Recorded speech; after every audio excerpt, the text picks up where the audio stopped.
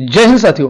आज सुबह से ही यूपी पुलिस लीक पर बड़ा फैसला। इस तरीके का एक कटिंग बहुत ज्यादा वायरल हो रहा है मीडिया के बयानों के हिसाब से।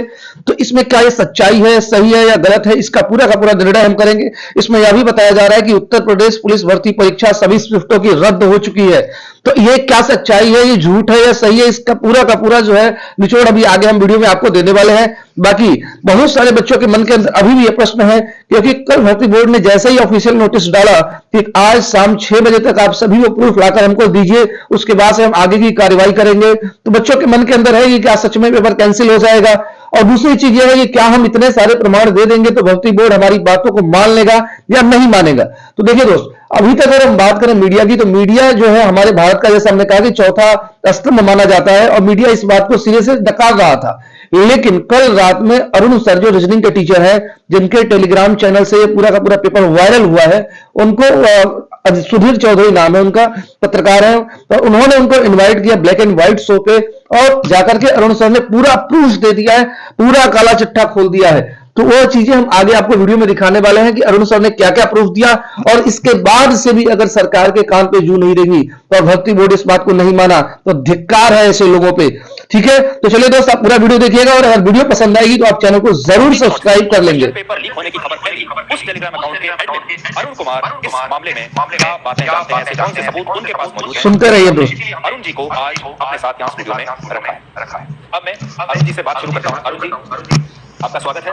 और मुझे ऐसा लगता है कि इस समय लाखों छात्र आपको देख रहे होंगे, आपको सुन रहे होंगे, और आप यहाँ कैमरे की तरफ उन लाखों छात्रों से बात भी कर सकते हैं और उन्हें बता भी सकते हैं। तो आप सबसे पहले तो ये बताइए कि आप क्या करते हैं। ये टेलीग्राम अकाउंट क्या आप ही का है जिसका स्क्रीनशॉट दिखाकर बहुत सारे छात्र पेपर लीक होने का आरोप लगा रहे हैं?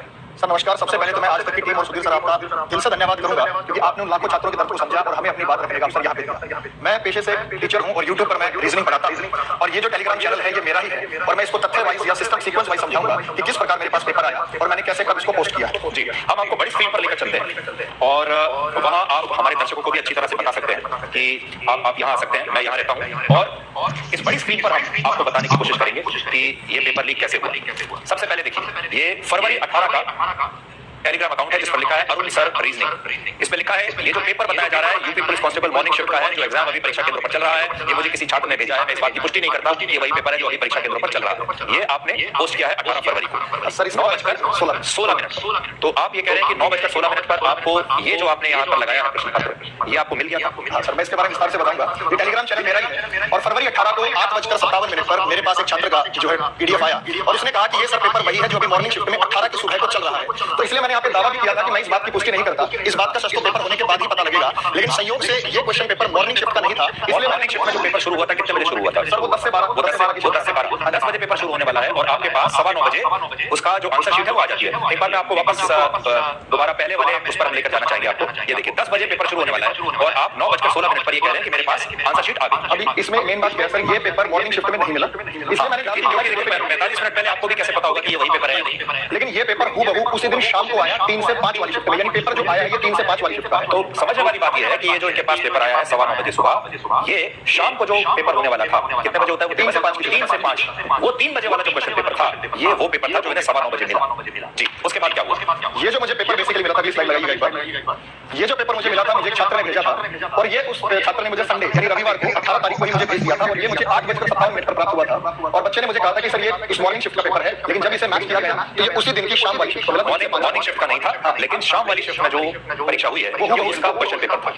जी, अब हम अगली स्लाइड पर जाते हैं, और मैं ये भी चाहूंगा कि हम वो क्वेश्चन पेपर क्या था, वो आंसर शीट कैसे लिखी हुई थी, वो भी हम आपको आगे बता सकें, वो भी हम आपको आगे दिखा सकें। देखिए, ये देखिए, उसी पेज की एक और कॉपी जो कि दूसरी हैंडराइटिंग में लिखी हुई थी, वही कॉपी हमें एक और जगह प्राप्त हुई 3:31 पर। यानी ये पेपर भी सेम था और ये भी सेम था, लेकिन इसमें हैंडराइटिंग दूसरी थी, तो इसका मतलब है कि कहीं और से लीक हुआ। इसका मतलब जो आंसर शीट है वो कई जगहों से लीक हो रही है, और कई लोगों ने अलग अलग हैंडराइटिंग में उसकी जवाब जो है वो लिखकर आगे लीक किया। अच्छा जी, तो और देखिए, लिख रहे हैं इसमें कि काफी लड़के इसे शेयर कर रहे हैं, बोल रहे हैं आने वाली शिफ्ट का ये क्वेश्चन पेपर है। ये आप देखिए, 6:55 पर सर मैसेज आ गया कि ये पेपर मैच है, और 6:55 पर ये मैसेज आता है कि सर ये पेपर मैच है।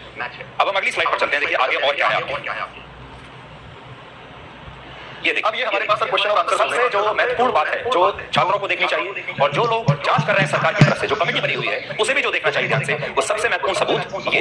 अरुण जी आप बताइए। सर ये देखिए पेपर कितने सुकून से कितने आराम से लिखा गया, इसमें 2 इंक का इस्तेमाल किया है, रेड में आंसर्स लिखे गए हैं और ब्लैक में यहाँ पे क्वेश्चन लिखे गए हैं। इसका मतलब जिसने भी पेपर आउट किया था उसके पास भरपूर समय था, कोई जल्दबाजी नहीं, क्योंकि अमूमन जब पेपर आउट होता है तो उसमें हिंट लिखे जाते हैं, यहाँ क्वेश्चन लिखा है उसके साथ आंसर। अब मैं आंसर मैच कराता हूँ सर। मान लीजिए कि हमारे पास ये सवाल था वेन डायग्राम से सामान्य संबंध रखता था कि इसमें आंसर क्या बनेगा, तो ये 4 ऑप्शंस आपको यहाँ पे दिखाई दे रहे हैं। इन 4 ऑप्शंस का जो इन्होंने आंसर लिखा है वो लिखा है C + A + B। C + A + B का अर्थ ये है कि ये इस प्रश्न का सही उत्तर था, C, A और B।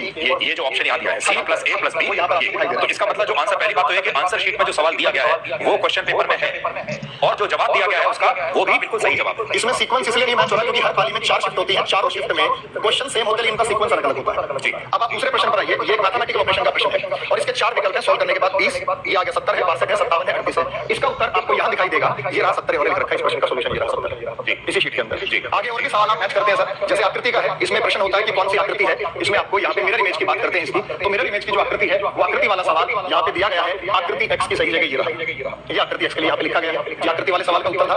और उसके बाद वर्ड फॉर्मेशन से क्वेश्चन आया था हमारा रीजनिंग में, ये एनवायरमेंट शब्द से इस लेटर का इस्तेमाल करते हुए कौन सा शब्द बनाया जा सकता है, और वहां पर जो इसका उत्तर है आप ऑप्शन में देखेंगे सर, क्लियरली लिखा हुआ है IMINENT, जो कि आपका जो ऑप्शन सी है वो है इमिनेंट। इन्होंने फिर इस वेन डायग्राम के क्वेश्चन को भी दिया, ये जो वेन डायग्राम का क्वेश्चन आप यहाँ पे देख पा रहे थे, तो इन्होंने इसे लिखा 3 0 है, 3 सर्कल बना के इन्होंने इस चीज को रिप्रेजेंट किया। 3 0 का मतलब ये सर बेसिकली बॉयज एथलीट्स और स्टूडेंट्स का जो डायग्राम बनना था, तो उन्होंने सही तरीके से तो इसे नहीं रखा, लेकिन ये कंफर्म है कि ये इसी प्रश्न का आंसर था, लेकिन यहाँ पे इन्होंने ऑप्शन के साथ मैच कर दिया 31 और 3 0 दिए गए।